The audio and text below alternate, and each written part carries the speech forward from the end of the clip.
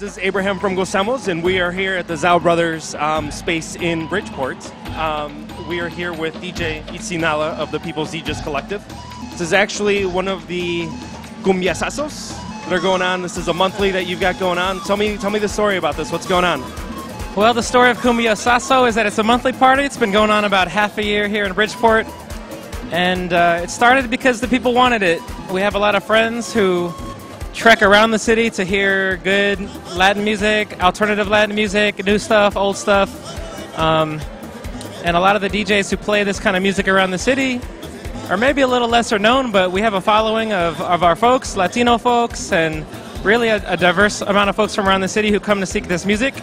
And a lot of people love cumbias, and a lot of people don't know what cumbias is, but we started this night because people said, we need a cumbia night. Yeah.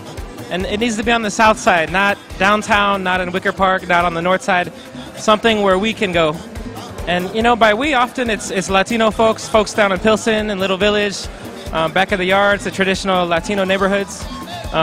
So we said, why not? We got some DJs together. We got those folks who said they wanted it, bring friends, bring ideas, and we've got CumbiaSazo. And it's really up to that point where there's a demand. There's clearly a demand for cumbia, electro cumbia, this whole genre that's frankly re-emerging, and it's been for the past half decade, I would say. And you're really taking it to the people directly. You're in Bridgeport, so that's something that even in Little Village, there isn't a party like this that that's really as known and that's getting as picked up more than anything. So talk to me about the process. How did you get into music? How did you kind of become DJing? And all of a sudden, what is the People's DJ Collective to you?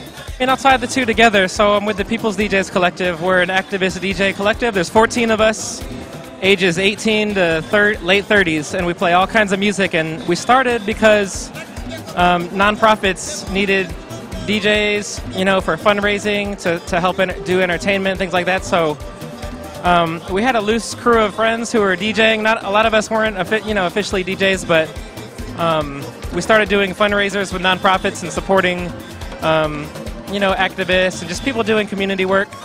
So, and we were affordable, accessible. We had maybe similar politics or cultural, leanings. So we've had the People's DJs about 2 years, and then, some of our friends who come to our parties work with community organizations, nonprofits, do activism. And these are the same folks that said we need a cumbia night. And it's interesting because, cumbia traditionally it's a music of the people. Some people look down upon cumbia, maybe in, more wealthy spheres, or so I hear. People don't understand it. Yeah, so cumbia comes from this rich tradition out of Colombia, Mexico. There's chicha in Peru. And now with globalization, with the internet and things like this, cumbia as a genre, as a form of art, is actually emerging around the world. So in Chicago, I would actually go and say we're a little behind in terms of what's going on with cumbia as an urban kind of music, urban art form. You don't hear cumbia in the clubs. It's not accessible that way, but in New York and San Francisco, Austin, Kansas City, France, Berlin, they've got cumbia parties in the clubs and in the bars, and cumbia that's accessible. It's maybe remixed. It's got traditional undertones, but it's also got a good bass line, So Chicago, I think, is catching up, and the CumbiaSazo party here in Bridgeport is kind of a way of taking a stab at catching up. No, there's some other really great collectives, Sonorama, there's so many other people that are kind of absolutely really taking this old school, vintage kind of look and feel to music and saying like, hey, we're going to remix it, we're going to remaster it, we're going to bring it in, and frankly just dance. And kind of what you're saying, it's a party of the people, for the people. So I really appreciate the name and the collective, and it's nice to know that, I know you guys primarily through Little Village, music festival and a few things like that, but it's nice to know that it's because of fundraising, because of the people that it really got created. So how did you yourself get into kind of music? It's just been something that's been in your blood and the family dancing to your little kid? Absolutely, I've always loved music. Definitely want to give a shout out to Sonorama and Soul Phonetics and Sound Culture. They've all DJ'd here and done visuals and brought friends, and it's all community, the people who appreciate this music and kind of live for it. As a DJ myself, I came into cumbia by seeing it. I saw Sonorama for it. I'm a mixed baby, Portuguese Filipino, so in a sense, my music is mixed, and I gravitate toward all kinds of music that has that kind of feel. And you know, even in the Philippines where my family's from, there's a lot of Mexican and Spanish influence, and I mean, it's the food, it's the music, it's the culture, it's the way my folks are. So when I heard cumbia, I kind of connected with it.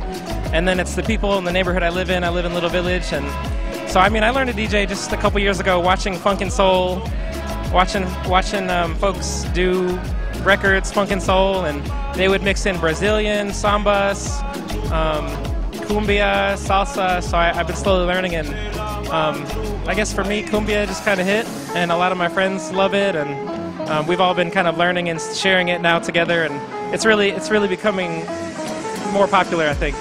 So talk to me about the South Side. Did you grow up in the South Side of Chicago, or why is it that it's something that it's finally resurging? How do you relate to it, and what do you think it's real? Why do you think it's picking up?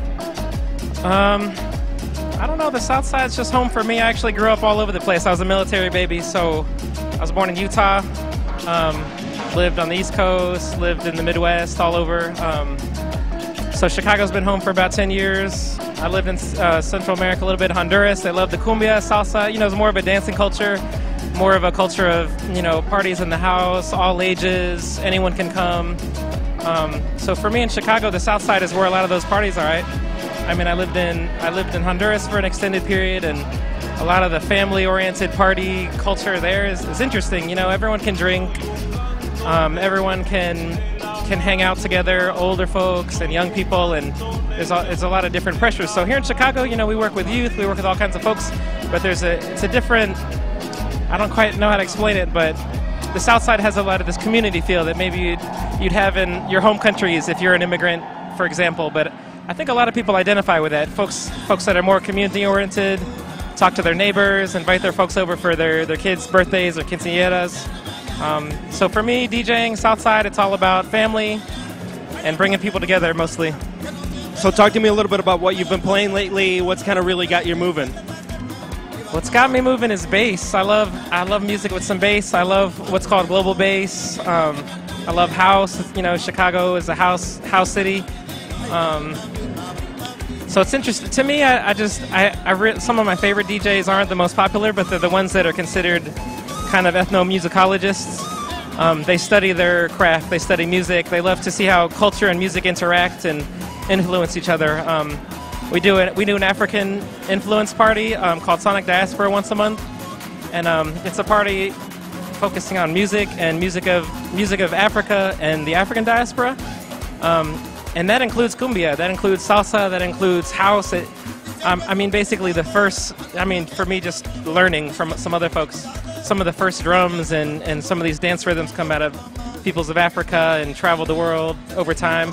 You know, Africa to slave songs to funk and soul blues up into jazz and what we now have hip-hop and house and stuff like this. So I don't know, Chicago's a music city, and I'm just one of many DJs and music lovers here, so it's interesting for me to see how all these musics, you know, evolve into each other. Even house music, you know, it's a Chicago thing, but house music developed out of, you know, poor trans folks and just regular old people in New York who went to some kind of venue where they could just dance and be themselves. And people didn't judge them by being at a dance club. They were really uplifted and cheered on for coming out and just being who they were. You know, it didn't matter how you looked or where you came from. It was how much, you know, swagger you put on the dance floor and how much you could be yourself. So first in Chicago, whether it's a nonprofit and we're doing fundraising and it's all kind of folks coming together. The idea is that you should have a safe space where you can dance, where you can be yourself, where you can feel free. That's not work, you know. Very cool. Absolutely. Anything else you'd like to add? What website? Where can people kind of find out about what you and what you've got going on?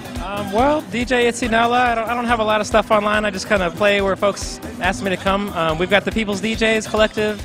You can look them up online. You can look up CumbiaSazo. There's a website. You can look up Sonic Diaspora. There's a website.